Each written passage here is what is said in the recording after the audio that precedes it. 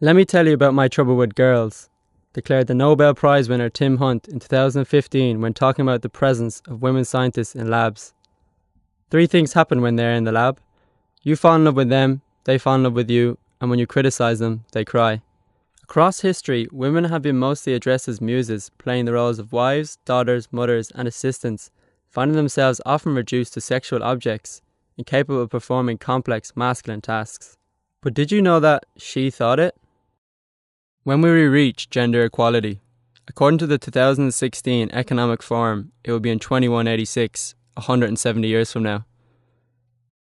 Women still have to deal with everyday violence at different levels, such as sexism, economic inequality, lack of recognition and representation, and discrimination, to name a few.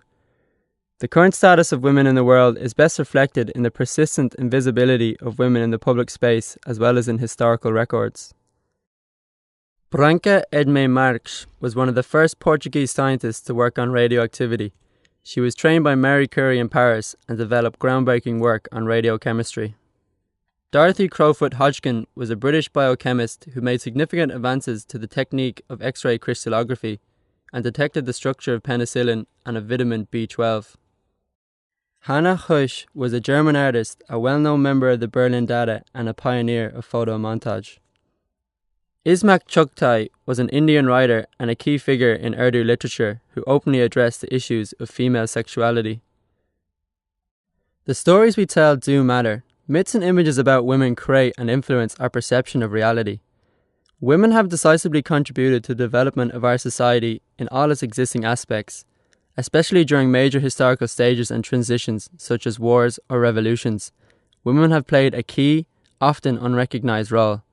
They must not be forgotten. They must not be rendered invisible. Even though women today have gained access to areas previously restricted to men, they are still confronted with sexist positions, such as Tim Hunt's.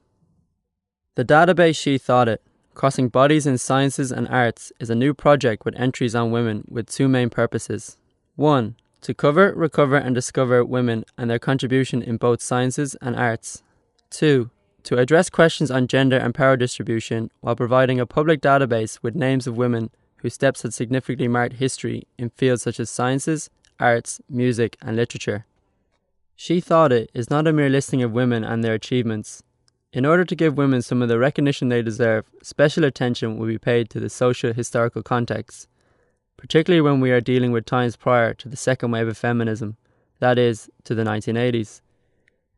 In order to enrich the database, different links will be provided covering, among others, media, visual arts, poetry, and essays, elements that may seem extrinsic to the entries, but truly expand the information at different levels.